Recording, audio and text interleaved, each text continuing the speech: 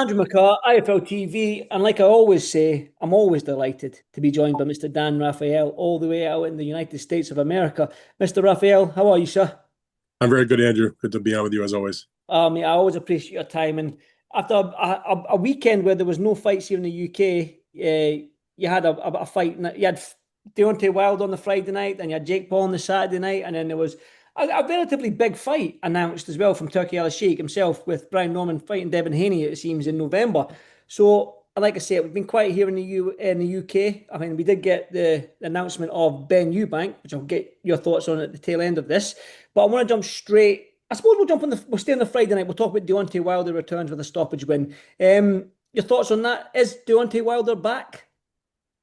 I don't know if I'm going to go so far to say he's back. And, I don't think he's ever going to be quote unquote back when fighters get to that stage of their career. They're just trying to do the best they can. So, the prime of Deontay and every other fighter that's in a similar predicament, you could name Anthony Joshua as well and others. They're not back. But what Deontay is trying to still make a go of things. I heard some criticism like, why was he fighting such a lesser type opponent on a smaller type show? Because that's what you do. Not every fight's going to be a big mega fight the way he's been in recent years. So this was a chance for a man that is still interested to compete, but who is coming off of a year-long layoff, who's coming off of a shoulder operation, who is probably suffering some confidence issues, given that he has suffered two losses in a row, one by a decision, one by a knockout. So it wasn't like even they were in the same manner. The knockout to Zhang and the lopsided decision to Joseph Parker. So he took on an opponent to sort of to gauge where he is. Everybody knew this was a tune-up fight, and he got the job done. I actually thought, I posted my thoughts and wrote my thoughts that considering what he looked like in the previous couple of fights when he lost, and if you go back before that, two fights, you're back to the Tyson Fury third fight. He only had the one round win against Hellenius, which you really couldn't tell much of from less than 3 minutes. So I thought he looked good when you compare him to what we saw in those other bouts. And people were like, you're crazy. I'm like, what are you talking about? First of all, he won. He got a good knockout. But more importantly, forget the knockout. We kind of figured that would happen because of the level of the opponent he was facing in Tyrell Herndon. But if you watch previous fights, he basically stood around waiting to land a right hand, and that was it. He neglected every other aspect of his game. He did not throw any other kinds of punches. He did not use both hands. In this fight against Herndon, if you paid attention, he threw some excellent left hooks. That's always been a secret weapon of his that he would never use nearly enough, in my opinion. He also stayed on his jab the entire fight. That maybe not as accurate as he would have liked it to be, but he kept it in the guy's face and he kept busy with it. And so if you're Deontay Wilder and you can use your jab effectively and you can bring some hooks behind it, and you're obviously still have the right hand, which he used but didn't only rely on it, I thought he showed a good mix of his arsenal. And that's the name of the game. If you're trying to get back to a certain level, make sure that you mix in the things that you do the best. And he was coming into this fight with a new trainer. He had split from Malik Scott. He's now working with Don House, who's a veteran, been around for decades in this sport. And so, again, is he back? I don't know about that, but at least it's the first step towards what he hopes, which will eventually be sometime, I would imagine, in the early part of next year. What still will be a big fight, but not as big as it should have been years ago, against Anthony Joshua. We'll see if they can get that done. He's going to fight again, probably this fall. I talked to his manager, Shelly Finkel, the day after the fight on Saturday when he was on his way back from attending that fight that took place in Wichita, Kansas. And he was telling me that they have an offer for Deontay to go to South Korea to fight a Korean opponent. And he was saying if the money is real and we check that out and everything looks on the up and up, then we're going to probably take that fight. We want a second tune-up type of fight. And then when that's taken care of, we're ready for any big fight in the first part of 2026. They'd like to do the fight with Anthony Joshua. You kind of answered my next question there, because I was going to ask about Deontay Wilder saying that this year he's going to use this year as maybe have a couple more tune-up fights, and you mentioned it there. And then obviously Anthony Joshua, he's coming off surgery, a knockout loss to Daniel Dubois. He's probably going to want a tune-up fight as well. All going well for both fighters. Let's say they win these so-called tune-up fights, we'll call them, in the fall, as you say. Does that fight make sense for you, those two finally getting on? Because Dan, you've reported on that maybe numerous of times, 5-6 years ago, 50 million this, 100 million this, it was signed, whatever. And then that I don't know. Just does it make sense, the Joshua Wilder fight at this stage in the Yeah, career? it's the only fight that does make sense for these guys. Like you Mhm. said, it isn't going to be what it should have been like 6, 7 years ago Yep. if they had fought when they were first discussing it. This isn't the early days of the zone coming into the business. They were throwing around hundreds of millions of dollars. It would have been both fighters were undefeated at the time. Anthony Joshua had 3 of the titles. Deontay Wilder had the WBC belt. So they would have met for not only huge amounts of money, but for the undisputed championship. It would have been a huge, huge event. It was the biggest fight in boxing, at least in the heavyweight division at that time, that fans were speaking about. You know, United States against the UK, all the marbles, all the belts, all that money, huge amount of attention on the heavyweight division, a fight that already had been talked about for a few years, even before they got into the negotiations. And obviously it didn't happen. They went their separate ways, and both guys encountered some rough waters. You know, I mean, Anthony Joshua had the knockout upset against Andy Ruiz. He had the back-to-back losses later on against Usyk. You know, Deontay had his trials and tribulations in the 2 losses to Tyson Fury, and then what happened. And then finally, when they got to Saudi Arabia, and it wasn't going to be for the undisputed title, and it still wasn't what it should have been. I already thought it was sort of past its sell-by date. They at least had signed a contract to do the fight. It still would have been a pretty big deal, even if it wasn't for the titles. And then Anthony Joshua won his main event that night against Otto Wallin, but Deontay, he lost the fight to Joseph Parker. And so there went the fight. And so not a lot has changed since then, other than that Joshua has been knocked out subsequently by Dubois. Deontay's come back with a lower level win. But it's like Deontay said to me when I did an interview with him before he had this fight recently. He says, people still are interested. I still get asked about that fight wherever I go. Are you going to fight Anthony Joshua? So, yeah, there's still interest in the fight. And if Tyson Fury is going to say he's still retired and he's not going to fight Anthony Joshua, the next biggest fight for Joshua, and definitely the biggest fight for Wilder, 100% is for them to fight each other. Will it be as big as it should have been? Absolutely not. But will it be a fun fight for the fans to watch at this stage of the game? Probably. And is there some other, I don't know, big heavyweight fight out there that makes sense for either guy? I don't think so. So if they're both going to fight in the twilight of their career, why not do it against each other and make the most money possible and give the fans at least something that they want, maybe not as much as they wanted it a few years ago, but something that will still create interest. And for the sake of this era, we should see them fight each other, just because at least we can look back and say they did fight each other the same way we can look back and see about other rivalries that took place. And hopefully at some point, I don't know if it will happen, but there'll still be a Tyson Fury fight against Anthony Joshua, because Fury, you know, he's fought Wilder 3 times. He's never fought Joshua, and Wilder's never fought Joshua. Hopefully that'll happen. And we see that those are the best names of the year, other than Usyk, who's obviously established himself, having beaten Fury twice, having beaten Joshua twice. So, you know, he's busy with Dubois, and hopefully it will take place. Definitely. Well, that brings me nicely on to Jake Paul on the Saturday night. Now, before we go into, there's so many questions about this fight and the aftermath of this fight. But before we get into that, Dan, the fight itself against Chavez Jr., what did you make of it? It was terrible. I mean, it was a joke. It was a farce. And I'm not blaming Jake for that. Just don't get me wrong. Jake did what he does. He went in there, he fought, he was aggressive, he threw punches. He may not be the most skilled boxer in the sport, but he trains hard. He came in great shape. He works to do what he does, but he's got very careful and very astute matchmaking behind him.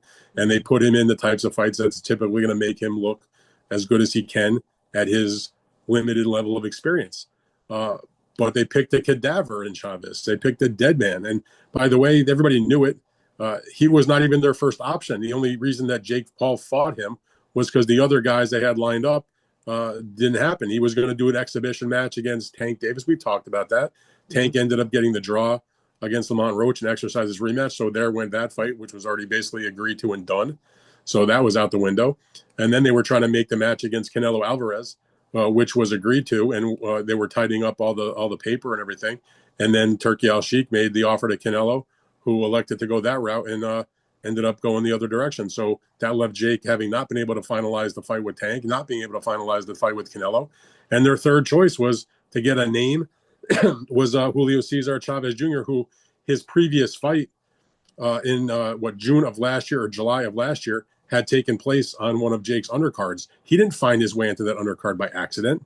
He was on that undercard as like to have a guy in the back pocket to somehow potentially make a fight with. He looked like death warmed over in that fight against an MMA fighter in his second professional fight, and in Uriah Hill.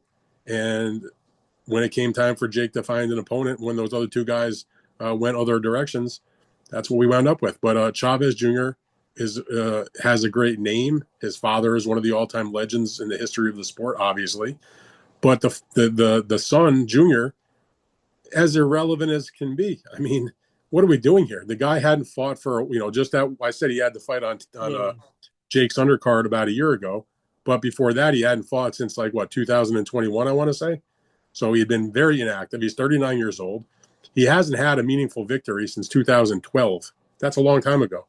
Over a decade ago, when he was the WBC's middleweight champion. So not only did he have a win against Andy Lee, that was the high point of his career in terms of victories, hadn't won a fight since then, but 39, like I said, highly inactive.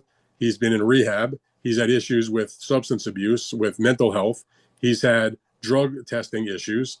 He's had all kinds of problems. He also was now fighting 40 pounds heavier than when he was at his best at 160 pounds. Even if you want to give him the benefit of the doubt and say, well, he's pretty okay at super middleweight, he's still another 30-some pounds heavier. And by the way, in that period of time from the Andy Lee fight till the present, he also just outright quit in fights on the stool, in fights where it wasn't. I mean, if a guy can't go on, I get it. You're taking a beating. I'm not a guy that's going to hold that against you. But in those two fights where he quit against Fonfara and against Jacobs, they were not the kind of fights where you typically would see a top professional boxer quit.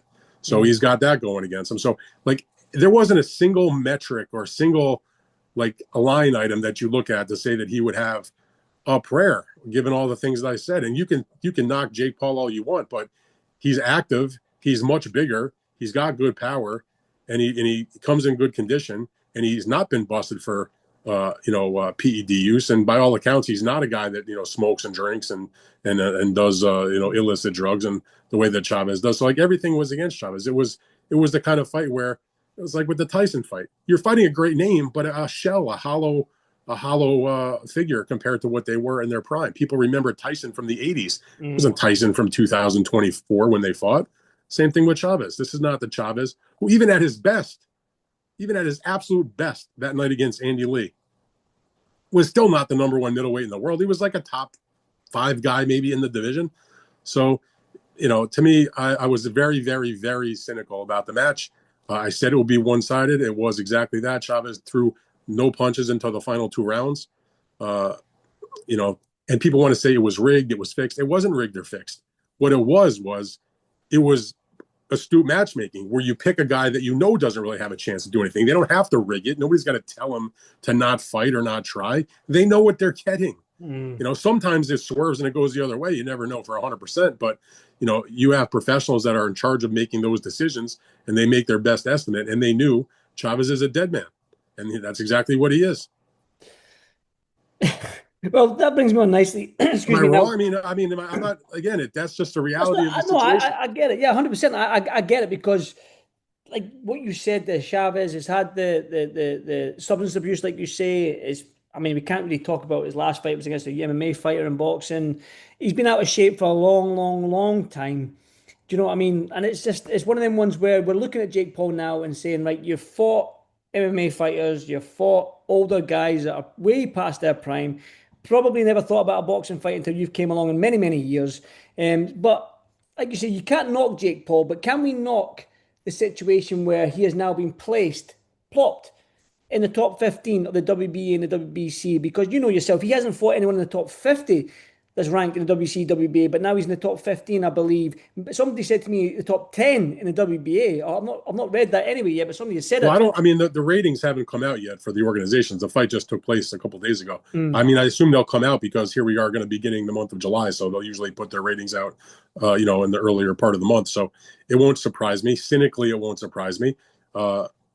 See, the thing about the sanctioning bodies is I know what they're all about, so it doesn't surprise me. It disappoints me to some degree, but I would be more surprised if, in whatever organization, whether it's the WBO, the IBF, the WBA, the WBC, whoever, I'd be more surprised, particularly as it relates to the WBA, if they didn't put him in the ratings. And that would be the bigger surprise because, at the end of the day, boxing is a business, and everybody has to remember that. And Jake Paul generates a tremendous amount of interest and revenue. And anybody that's involved in that aspect of the business wants to be associated with the fighter that can bring them money. And that's what Jake Paul does. So at the very least, to be in the ratings, you should have to fight an active boxer. It doesn't even have to be like a top guy, but somebody that's like reputable. And Chavez Jr. at this stage of his career is not reputable. Mike Tyson is one of the greatest legends in the history who ever put on gloves, but he was literally 19 years past his last fight and was age 58, who came into the fight with well-acknowledged, publicly disclosed medical issues. I mean, so yeah, you look at his record, you're like, oh, he beat Mike Tyson, he beat Julio Cesar Chavez Jr., but you have to understand at what point in their careers that they got the wins. You can say that about a lot of fighters that fought great names, when they were in their twilight or at their end. We look at Trevor Berbick's record. You're like, oh, he beat Muhammad Ali. Yeah, beat Muhammad Ali in 1981, not 1971. So, it is what it is. And they'll put him in the ratings. They'll finagle a way to put him high up there or to get him some type of, regional title belt or make him an interim title opportunity. He'll maybe win that against a non-reputable opponent. Then he'll get elevated somehow, and then he can claim he's a world champion. And again, I don't blame Jake Paul for that because he's not the one that's making those decisions. So, Jake wants to put on big events, wants to make money, wants to be called a world champion. I have no quarrel with that. But the way that it's being positioned to get him there, if they in fact put him in the ratings off of this type of win, is a little bit shaky in my mind. A lot shaky in my mind. Yeah. I know. I can remember reading your stuff from many years ago, and I'm talking way back, that you do have opinion with the WBA and the WBC. Now, is it just as simple as just greed? But these two are putting them in. Jake Paul, I don't know if it's only that. I mean, listen, I don't put the WBA and the WBC in the same boat. I have a lot of respect for a lot of things that go on at the WBC. I don't agree with everything that the WBC does, but I don't agree with everything that my wife does. I mean, so we all have our disagreements, but I have a tremendous respect for Mauricio Sulaiman, and we agree on a lot of things, and a lot of things they do are very good. And while I have a cordial personal relationship with Gilberto Mendoza from the WBA, I disagree with basically everything that they do with the WBA, and I do view it as a lot of it is strictly for the money, and they do things that I definitely do not think are appropriate. It is what it is. But I'm one person. I can't stop them from doing that. I mean, the ones that are going to have to stop that, if it ever is stopped, is going to be the people that fill those bank accounts, and that would be the promoters and the fighters and the broadcasters. And they're the ones that have the true power over any sanctioning body because they can just pull the plug. But they're not doing that. So the WBA is going to do what they can do to take advantage of the situation. Well, again, we're going to have to sit back and see what the rankings are and see what's next for Jake Paul, because if he wants to become a world champion, he's in the cruiserweight division right now with guys like Jaya Pattaya. And I've seen his sort of, it wasn't a face-off with Zerdo. And there's some really, I don't want to call them killers, but there's some dangerous men at 200 pounds that he has to go through if he wants to become a world champion or a WBC silver or a WBA international champion. So it's going to be interesting to see where he goes from there. But Jake Paul is Jake Paul, and he knows how to sell a fight. And like you said, he puts bums on seats. He's making a lot of money. He's bringing eyes to boxing. They do a good job with those events. I mean, you can say what you want. You can go back and watch anything I've done in terms of these YouTube videos or on my own podcast or, the copious amounts of articles I have written. I've never been anti-Jake Paul. I've embraced what he does. He does bring a set of eyeballs. He's been phenomenal for the women's side of boxing. There's a lot of good things he does. He's great in terms of like telling kids to if they're bullied or they have problems to just believe in themselves. And that's a strong message for a young person. So there's a lot of positives that I take out of what Jake has been doing.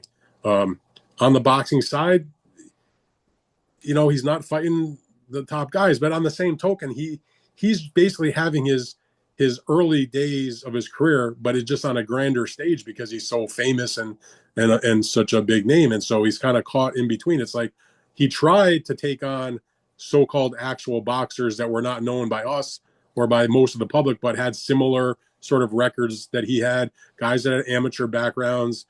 And, he scored first-round knockouts against those guys in non-pay-per-view type of fights, and they really didn't register. He wants to do big events. So it's like a weird limbo that he's in where, if he steps up and fights a real guy, he's probably going to lose. But if he fights the bums, the nobodies that you ever heard of, he's going to get criticized because what are you doing fighting a guy you never heard of? And it's not generating tremendous amounts of money. And then the way you can go and put on a fight where you probably going to win and make a big event is when you cherry pick a Tyson out of retirement from 20 years, or you fight a dead man like Chavez who's got no real interest in combat anymore. And you're kind of in the middle, you're stuck. And, he's trying to navigate that field. And, whatever you think of it, the events are big and they generate interest. I mean, I got criticized because I wrote about it and treated it like a real fight. Well, guess what? I can tell what my metrics are on my Fight Freaks Unite Substack. And I know that people read material about Jake Paul, and I get asked about his fights way more than I get asked about certain other fights. I mean, I'm not going to name names, but we can go through a lot of top contenders, guys who are supposed to be top fighters. I might get the occasional question about them. They probably are outnumbered 50-1 about what I get asked about Jake Paul. Mm-hmm. So you're damn right I'm going to pay attention to Jake Paul, and I'm going to write about Jake Paul, and I'm going to talk about Jake Paul. Did you write about Jake Paul calling out Anthony Joshua? That was mentioned. He called out Anthony Joshua. He called out Tank Davis again. He called out well, look at it's actually Ramirez. He's calling out Tank Davis, right? Who's what, 140 pounds at best? Well, that would have been an exhibition. So let's just. I know, but then he's even calling out guys like Anthony Joshua, who's 100 pounds on top of that. I mean, he's calling out. I mean, you're saying he's calling out everybody. Literally, he's calling out everybody. Do you know? And they all would take it because they all want to get paid. Joshua was the one guy that doesn't need his money because he can generate huge money on his own. If Anthony Joshua and Jake Paul actually did make a match with each other, even Anthony Joshua in a little bit of a diminished state, let's say, after what happened against Dubois, I would highly recommend that the people that are the ones that are responsible for matching Jake should go take a look and watch what he did, Anthony Joshua, what he did to, for example, Francis Ngannou. So I'll just leave it at that. Yeah, let's leave it at that. Now, let's do a hard segue left, and let's talk about a fight that I'm interested. I'm really looking forward to. I know you spoke to some of the team as we discussed before I pushed record. Is Brian Norman Jr. versus Devin Haney, which is penciled in for November on a Riyadh season card out in Saudi Arabia. A lot of fans might not know who Brian Norman Jr. is. He is one of them guys that you probably mentioned there that you probably get that odd question about compared to Jake Paul. But Brian Norman Jr. seems to me right now that he is no joke. He is he is a bad man. And Devin Haney saying yes to this fight at 147 kind of shows me the intentions of Devin Haney that he's not scared to take these fights, which is good to see. Yeah, first of all, as far as Brian Norman goes, the guy's 28-0 with 22 knockouts. He's 24 years old. Of the men in boxing who currently hold world titles, he's the youngest male world champion. Not a small fact. He's looked really good in his recent fights. When he went and he won what was at the time the interim title, he went to Giovanni Santillan's hometown in San Diego, and he beat him down, and he cut him up, and he knocked him out, and he got the interim belt, and he got elevated to the full title holder. Not because he was unwilling to fight the champion, but because that was Terrence Crawford, who was in the process of saying goodbye to the welterweight division. He was undisputed. He vacated the belts and went up to 154. And so therefore Brian Norman was elevated. So he had a little bit of a layoff after that because he had a hand injury, he had surgery. But when he came back about 10 months later and he fought his first defense against sort of like a second tier type guy in what was his name, Derek Cuevas, looked spectacular in that fight, knocked him out, took him like 3 rounds, made him quit, dropped him. Looked really, really good, and then came back in pretty short order. And not only did he come back for another defense, but he went to the other guy's hometown. Not even in the United States. He went to Tokyo, Japan, and fought Jin Sasaki, who was a highly regarded Japanese contender, known for good punching power. That was just a couple of weeks ago, and he destroyed him. Scored one of the most spectacular knockouts of the year. And so, if you were paying attention now in the United States, that fight was available on ESPN Plus. It was on at 5, 6 in the morning. Live if you want to watch, but certainly available anytime, day or night, on an in-demand basis, and worth watching because he looked really, really spectacular. So in the meantime, they were talking about after that happened, Top Rank was like, we're going to line him up for something in the fall. They wanted to bring him back home. He's from the Atlanta, Georgia area. Hasn't been a big hotbed for boxing, but they figure, we've got a good young champion that could maybe, spice things up and get the locals interested, and we could put on a nice event for him. And then, of course, Turkey Al-Sheikh came calling about the prospect of doing this fight with Devin Haney. Now, Devin Haney, you mentioned, not a guy looking to duck anybody. He also, like Brian, he traveled. He went to Australia 2 times. He was a champion. He went to fight George Kambosos, who had the other belts. He became undisputed in the lightweight division, went back again for the rematch and looked really good when he moved up to 140, and he absolutely routed and dropped and just, 120 to 107 or whatever the scores were against Regis Prograis. Ran into the problems. We don't have to relitigate what happened with Ryan Garcia, but the point is he's willing to fight the top guys. And just so you were understanding, this Brian Norman fight came about because he had agreed to do a rematch with Ryan Garcia in the fall. They both had intervening fights on the same card that was in Times Square last month, or May 2nd, I guess the card was. Yep. Ryan Garcia lost his fight. He looked horrible. He got beat by Rolly Romero. He sleepwalked through that fight, got knocked down, and lost the decision. And on the undercard of that fight in the co-feature, while it was not it was a terrible fight to watch, horrible fight between Haney and Jose Ramirez. But Haney won 10 rounds to 2, 11 rounds to 1. It was a complete wipeout. And so he did his part. So when the Ryan Garcia fight didn't happen because he had suffered the defeat, he took the next fight that was offered as a big fight. He was like, yeah, I'll do the fight against Teofimo Lopez. Their sides agreed. Haney signed. And at the last minute, Lopez, after he and his team agreed, Lopez said, I'm not signing. His team was pissed that he didn't sign. They were very upset because they worked hard to get the deal done the right way. They worked through Turkey and everybody to make sure that everything was looking good, and they got it done. And then he said, forget about it. I'm not doing it. So Haney got no fight with Garcia, not his own fault. Got stood up by Teofimo Lopez, who avoided him for whatever reason. And so now comes along an undefeated guy like Brian Norman, who's got a title, who's not as big of a name as Ryan Garcia or as big of a name as Teofimo Lopez. And what does Haney do? He says, yeah, I'll bring it on. I'll do that fight. So Haney's not ducking anybody. He's fighting a guy who's not even probably in his prime yet, who's undefeated, world champion, youngest champion in boxing for men's fighters, who's coming off, some spectacular performance, 3 straight in with title fights where he knocked guys out, even if they're not at the same level as a Devin Haney. And they're going to do this fight in Saudi Arabia come November. They don't have an exact date yet. I actually checked with some of the people involved, and they were like, yeah, they just said November, but Turkey will figure out what the date's going to be, and they'll make the fight out of it. And we'll get to the fight in a few months, but that's a fight where there's good reasons why you can see either guy maybe winning that fight. That's a very interesting matchup. Definitely. Dan, does Devin Haney have a duty now to maybe put on a show for us fans? And I say that to say this because Turkey obviously came out and said that he doesn't want any more Tom and Jerry type fights. And I'm guessing he alluded to the Devin Haney and the Canelo fight. Maybe not so much Canelo's fault, that fight, but there's no... It's kind of obvious which fights he was alluding to when he said that. Now, yeah. Devin Haney taking on Brian Norman, and after his last performance, does Devin have a duty now to us fans to go out there and maybe engage a little bit more rather than throw 1 or 2 straight hand, a jab and a right hand and circle the ring? Does he have a duty now to put I mean, you'd like to see him do that to some degree to make it a little bit of a bigger fight, a better fight. But does he have a duty? I don't think he has a duty to do that.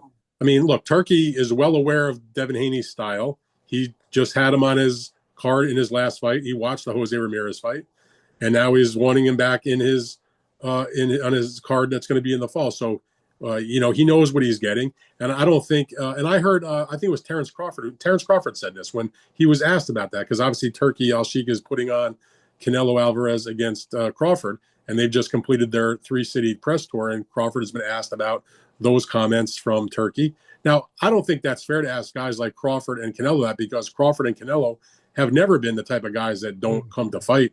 They've done that their whole careers. They've been there to fight the guy. They've not run to hide whatsoever.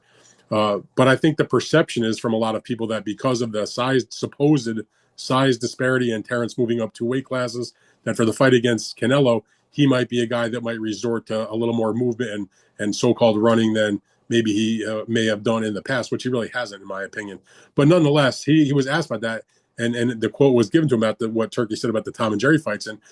And what he said is like, I'm not going to let anybody's not going to dictate my style I fight in. Yeah. Terrence Crawford is who he is. If you've watched him for the last, 10 or 12 years of his career, you know exactly what you're getting when Terrence Crawford gets in the ring. You're not going to get anything tremendously different. He may make some tweaks here and there, but that's who he is. So I would recommend to any fighter, just because somebody may not like your style or their style, you can't allow that to make you change your style. We're entitled to give our opinions about the way the fight looks, and they're entitled to fight the way that they want. My perspective is you can fight all you want. That just doesn't mean that we have to watch it if it's a terrible style, or that somebody else doesn't have to be the benefactor and pay you.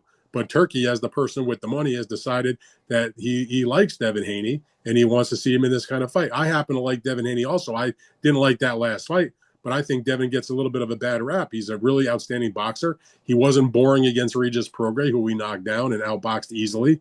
And you can say the same thing against the fights against Kambosos. And, maybe it wasn't spectacular when he had the fight against Ramirez, but, shit happens sometimes. And, I'll tell you one thing, Brian Norman is probably going to try to press the action a bit. If you watch his recent fights, he can be an aggressor. He can throw with both hands. And, may the best man win. I look at it like that. So whatever Turkey said, Devin Haney is going to fight the way Devin Haney fights. Definitely. I'm intrigued by it because I've probably only seen those last 3 fights of Brian Norman Jr., them knockouts. And Devin Haney, again, you mentioned the Prograis fight, the Kambosos fights. He does come to fight. I think maybe coming off that loss to Ryan Garcia, he's probably thought to himself, let me get this win because I want to get him back. I need to make sure I win this fight so I can get that rematch. But like the only disappointing part about it, though, let me just say yes. one more thing about the Andrew, is this. It's a good matchup like we've discussed, but it is disappointing that you take 2 really good young American fighters and put them in Saudi Arabia, probably on pay-per-view. And that's a disappointment. That's definitely an American fight for you. Obviously, you got 2 American fighters. We've had that from the UK. We've had huge fights out in the Saudi Arabia that should really be in the UK, but they're probably fights that more so UK wise that we wouldn't have got them in the UK if it wasn't for Saudi. If that makes sense. Yeah. So that's the trade-off. On the one hand, you'd like to see the fight, but you wish it would be under slightly different circumstances. But in the end, if only one person is paying for it, and that's Turkey, that's the way you go. So again, I'm not knocking what they're doing, and I understand why Turkey wants to bring fights to Saudi Arabia. The gist of what they're trying to do, in a large measure, is to bring attention and to bring positive coverage and everything in terms of pumping up the Kingdom of Saudi Arabia, both as a venue to do big events in, as a place for tourists, as a way to make it look good on the world stage. I get all that. It doesn't mean I can't wish that we'd have this type of fight take place in the United States, in New York, in Las Vegas, in Atlanta, in Oakland, where the guys are from, or some other venue, where there's good boxing. But, as you said, it's better that it's not there, but we still get to see this type of matchup because otherwise it just wouldn't happen. Definitely. But one fight that is happening in the UK, and selfishly, we're getting the rematch between Chris Eubank Jr. That led me on nicely to this fight then. I just want to get your opinion on it, being an American. Eubank Jr. and Conor Benn are going at it again. They're going to settle the score for the second time. September 20th, I think it is. Some location in London. Dan, your thoughts on the fight? Did the first fight want a rematch? Oh, absolutely. I mean, the first fight, to me anyway, here we are approaching the beginning of July. It's the fight of the year in my mind. And it's not a surprise. I mean, I guess the fact that they put out the date, I guess, we didn't know the exact date, but from the moment that the first contract was signed, and I wrote this back at the time, it was always a 2-fight deal. And the second fight had to take place before the end of this year. And then it would probably be in the fall. And so they're doing it September 20th. So, I mean, I guess it could have been earlier September. It could have been October, maybe November. But the point is, it was always on the books to happen at the end of this year. And that's exactly what's going to happen. And they didn't announce the venue. They said London. My understanding is probably going to be back at the, the Tottenham Hotspur Stadium where they had the first fight. That's what I'm told is the most likely location for this fight. And they'll do another huge crowd. And it'll be another big event because the first fight was spectacular. Huge action, great atmosphere, obviously. And why not do it again? It's the kind of fight where they didn't. I mean, obviously it helped to make sure that it happens because all the financial details were already predetermined in that original agreement. But it's the kind of fight that, because the first fight was so good, that I would imagine everybody involved would want to do it a second time anyway, because it was something that the public would want to see, and they would be able to put on a big event, make a big pay-per-view, make a lot of money, and in essence, give the people what they want. So they're going to do it again. Same terms as the first fight. I know there's been a lot of discussion about what's the weight situation. From everything I am told, and again, I wrote this way back at the beginning, it's still 160-pound maximum weight. It's still a 10-pound maximum rehydration for the second day weigh-in. Now, that's not to say that somebody may try to swerve that or try to renegotiate that or try to make it a little bit different, but they would have to then renegotiate what they already had, because in their original agreement, everything I am told is that, yeah, it's the same terms as before, 160 with the 10 pounds for the morning of the fight weight check. we've only got 3 minutes left of this Zoom call, Dan, but Canelo wins, Chris Eubank Jr. wins. Turkey's already mentioned this fight. Does it look likely that Canelo and Chris Eubank Jr. will happen for Canelo's Cinco de Mayo fight in 2026? Certainly a possibility. I mean, as soon as Turkey and Canelo came to their 4-fight agreement, the first fight was the fight that shall not be spoken of. Then will be this Terence Crawford fight, and then he'll have 2 fights supposedly on the docket for 2026. Obviously, Canelo's going to have to win the fight against Crawford, which is not a guarantee. But if he does come through that, I think that the opponents that they'll look at, one of them will certainly be Eubank if he's successful in the rematch with Conor Benn. Another fight they'll look at, again, he has a big business to take care of that comes up on July 12th, and that would be Hamza Shiraz, who is moving up to super middleweight to take on the fight against Edgar Berlanga, who was a fighter that had been beaten by Canelo Alvarez. So those are the types of names that they're gonna put out there. But yeah, I think Eubank, certainly if he beats Ben a second time, from a commercial standpoint, will be a bigger fight than Shiraz. No offense to Shiraz, but he's just coming into the weight class, and even though Ben and Eubank are fighting at 160, Eubank has got a vast amount of fights that he's taken at 168. So I would think that might be the one that would be first up. Definitely. Dan, as always, absolute pleasure to speak to you, my friend. And as always, like I always do, there's links to Dan's Substack, his podcast below this interview. Make sure you go and support Dan. Check out everything. Have you done our podcast? When was your latest podcast? Can they go and watch it now? Yeah, we actually did a live recap, me and my partner TJ. It's on the podcast audio, but you can also find it on the Big Fight Weekend YouTube channel, where we've been filling that up with content. And, TJ, my partner, was at the Jake Paul fight, so he was still ringside when they were tearing down the media section. And we went over that fight by fight on that show, as well as the other fights from the weekend. There you go. Go over and subscribe to Dan's YouTube channel as well. And as always, Dan, thank you so much. I always, and I mean this, I love chatting to you about boxing, my friend. I really, really do. Dan, until the next time, thank you so much and enjoy the rest of your week. You bet, Andrew. Appreciate that. Thank you, brother. Thank you, Dan.